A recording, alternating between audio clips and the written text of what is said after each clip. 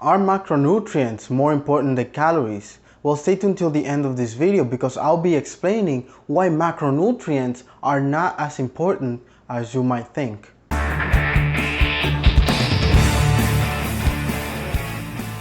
My name is Neyfi Del Rosario and I am a holistic nutritionist and best-selling author here in New York City. And in this channel, I discuss everything about nutrition, fitness, and exercise that will help you melt the fat off.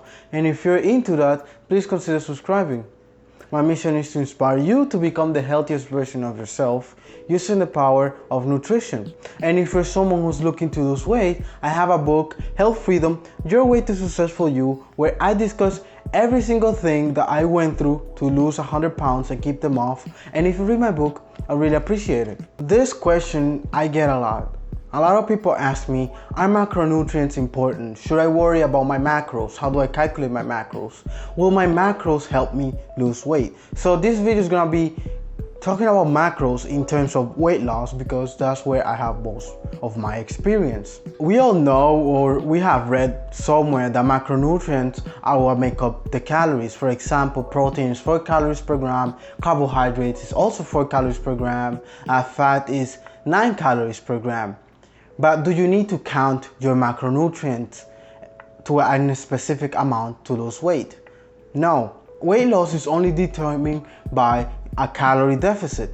It doesn't matter if you eat 1,500 calories worth of fat or 1,500 calories worth of carbohydrates. If you're burning 2,000 calories per day, you are guaranteed to lose weight. It doesn't matter the ratio of macronutrients that you eat as long as the calorie amount is in a deficit. For example, you might have heard that if you eat 5% carbohydrates, 25% protein, and 75% fat from the ketogenic diet, and you only eat that forever, you lose weight. But if you do the same amount of macronutrients and you ended up eating 5,000 calories of ketogenic food and you only burn 3,000, you are gonna gain weight. Doesn't matter what diet or what model or structure that you follow.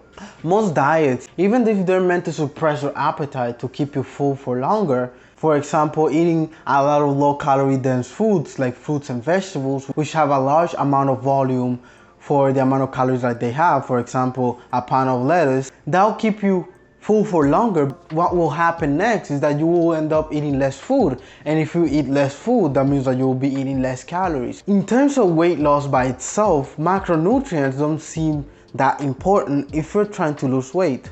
And for regular people like you and I am not genetically gifted to be lean 100% of the time. I used to be obese. I have a big appetite. Staying in a calorie deficit and only focusing on calories is the most sustainable approach. If you start macromanaging your macronutrients, right, and you go crazy for every little thing, you might find that your diet is very unsustainable because you are worrying about so many things and so many little things instead of focusing on the big one. If you're trying to lose weight, you can calculate your calories.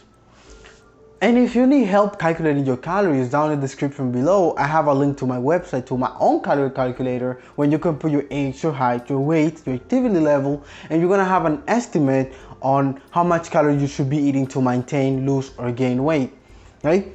Even though most calories online, they're a good estimate, they're not 100% accurate. So if you go to my website and you start eating the amount of calories that it gives you and you're still not losing weight, that simply means that you need to eat a little bit less or exercise a little bit more. In terms of achieving and maintaining a calorie deficit, could you just exercise off all of the calories that you eat? Yes. Could you just eat less and not exercise? Yes. So you can lose weight without having to do cardio, and you can lose weight with doing cardio and eating as much as you want. It is possible. But the most sustainable way that I have found that works for me is being able to do my cardio and still being able to eat a little bit less. For example, you want to lose a pound a week, right? A pound a week would be a 500 calorie deficit. Meaning if you eat 2,000 calories per day, you'll be eating 1,500, and every single week you will lose an approximate of 1 pound. Considering that you will still be able to keep the same calorie deficit. So the way that I will go about it will be, I will eat 200 calories less and exercise 300 calories. I'll still be able to eat an amount of food that I feel comfortable eating. I'll be able to exercise for an amount that I am comfortable exercising. So you should always aim to include physical activity and include a calorie deficit that will equate to the amount of calories that you want to eat. It's easier to do both instead of just doing one, because you know, if you eat a donut, it's 150 calories over your maintenance and you're gonna spend a whole hour just trying to burn that donut. It's better to not eat the donut and still do half of the amount of exercise that you were gonna do and still lose weight, right? And if you enjoyed this video, please hit the like button. Hit the subscribe button, notification bell, because I'll be making videos like these every single week to inspire you to become the healthiest version of yourself using the power of nutrition. And if you're interested in learning new things from me, here are 2 videos in the screen that you can learn something new right now. I love every single one of you.